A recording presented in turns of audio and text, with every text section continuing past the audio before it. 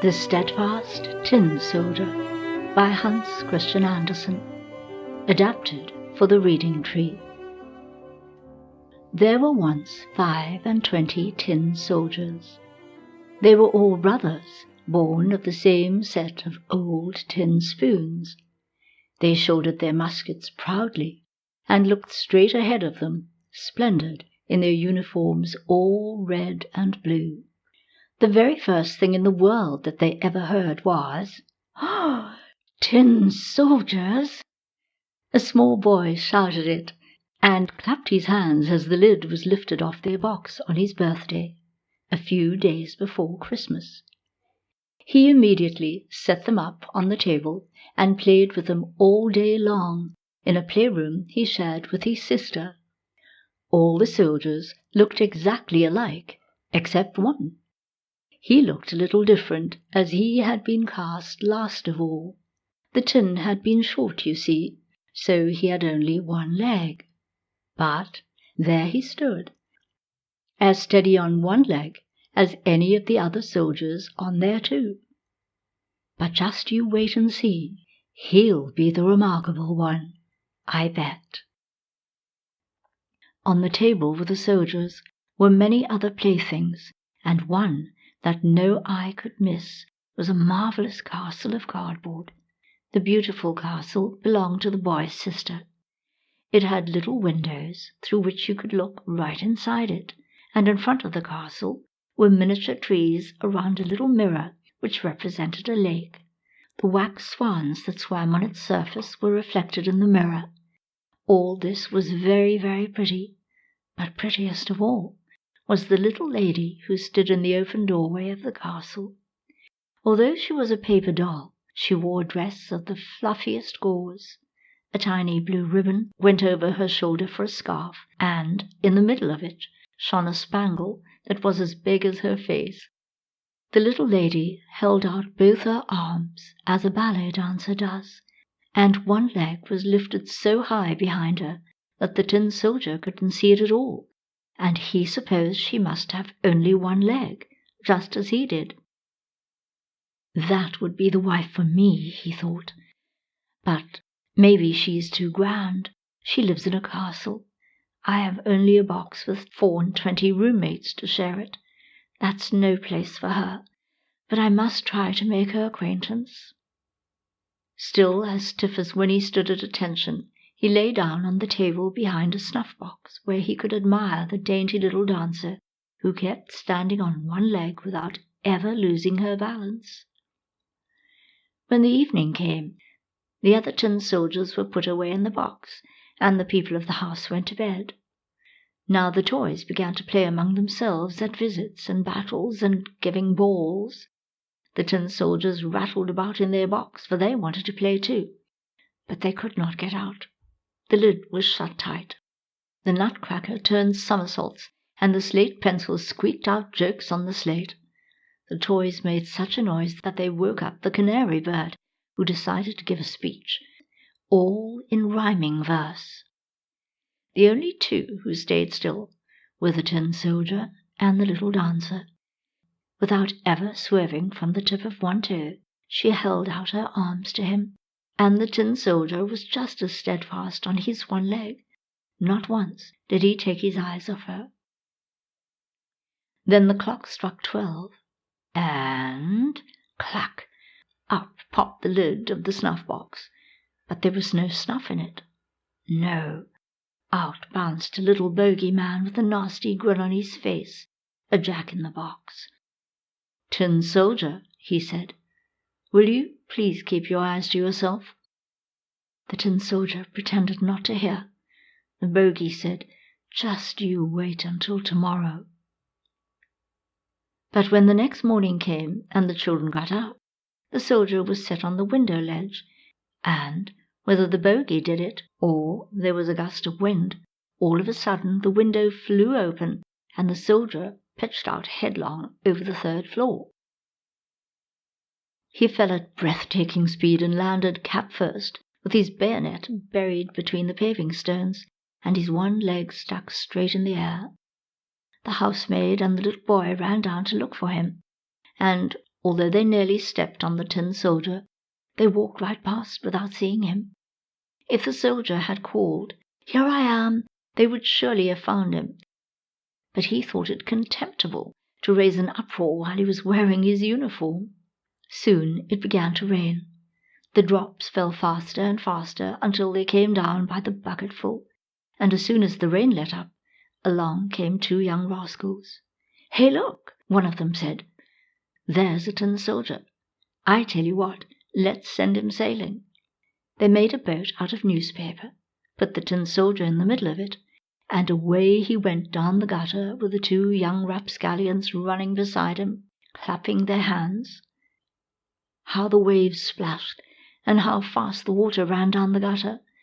Don't forget that it had just been raining by the bucketful. The paper boat pitched and tossed, and sometimes it whirled about so rapidly that it made the soldier's head spin. But he stood as steady as ever, never once flinching. He kept his eyes front and center, and carried his gun shoulder high. Suddenly the boat rushed along a long plank where the gutter was boarded over. It was as dark as the soldier's own box. "Where on earth can I be going?" the soldier wondered. "This must be that bogey's revenge.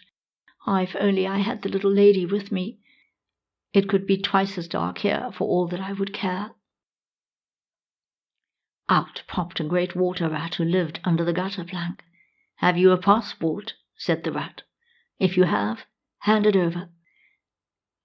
The soldier kept quiet and held his musket tighter. On rushed the boat, and the rat came right after it, gnashing his teeth as he called to the sticks and straws. "Halt him! Stop him! He didn't pay his toll. He hasn't shown his passport." But the current ran stronger and stronger. The soldier could see the daylight ahead where the board ended, but he also heard a roar that would frighten the bravest of us. "Hold on!" Right at the end of that gutter plank, the water poured into the great canal. It was as dangerous to him as a waterfall would be to us. He was so near it he could not possibly stop. The boat plunged down into the whirlpool. The poor tin soldier stood as staunchly as he could, and no one can say that he so much as blinked an eye. Thrice and again the boat spun around. It filled to the top and was bound to sink. The water was up to his neck, and still the boat went down, down, down, deeper, deeper, deeper. When the paper got soft and limp, the water rushed over his head. His last thoughts was of the pretty little dancer whom he would never see again, and in his ears rang an old, old song. "Farewell, farewell, O warrior brave, nobody can from death thee save. Farewell, farewell, O warrior brave." And now the paper boat broke beneath him, and the soldier sank right through, and just at that moment he was swallowed up by a most enormous fish. My, how dark it was inside that fish! It was darker than under the gutter plank, and it was so cramped. But the tin soldier was still staunch. He lay there full length, soldier fashion, with musket to shoulder. Then, finally, the fish flopped and floundered in a most unaccountable way. Finally it was perfectly still, and after a long, long while, something stuck through him like a flash of lightning. The tin soldier saw daylight again, and he heard a voice say, "Oh my, the tin soldier!" You see, the fish had been caught, carried to market, and brought to the very same kitchen where the tin soldier had lived, and it's here that the cook cut the fish open with her big knife. She picked the soldier up bodily between her 2 fingers, cleaned him up, and carried him off upstairs. Everyone wanted to see this remarkable traveller who had travelled about in a fish's stomach, but the tin soldier took no pride in it whatsoever.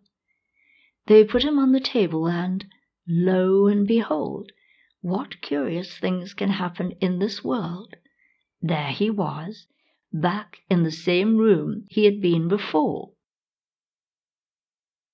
He saw the same children, the same toys were on the table, and there was the same fine castle with the pretty little dancer. She still balanced on one leg, with the other raised high. She too was steadfast, and that touched the soldier so deeply that he would have cried in tears. Only soldiers never cry. He looked at her, and she looked at him, smiling, and never a word was said. Just as things were going so nicely for them, one of the little boys snatched up the tin soldier and threw him into the stove for no reason at all.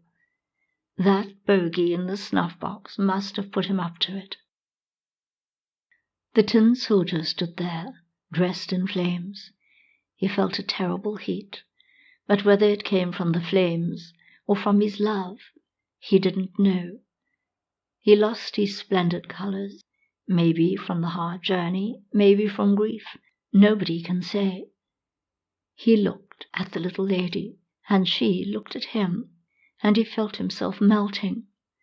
But still he stood steadfast, with his musket held trim on his shoulder. Then the door blew open. A puff of wind struck the dancer. She flew like a sylph, straight into the fire with the soldier, where she blazed up in a flash and was gone. The tin soldier melted all in a lump. The next day, on Christmas morning, when a servant took up the ashes, she found the soldier in the shape of a little tin heart, but of the pretty dancer nothing was left except her shiny spangle, which was fused to the little tin heart. The servant gave the heart and spangle to the young boy, who smiled, and placed it inside the cardboard castle, beneath a cardboard Christmas tree. They live there still to this day.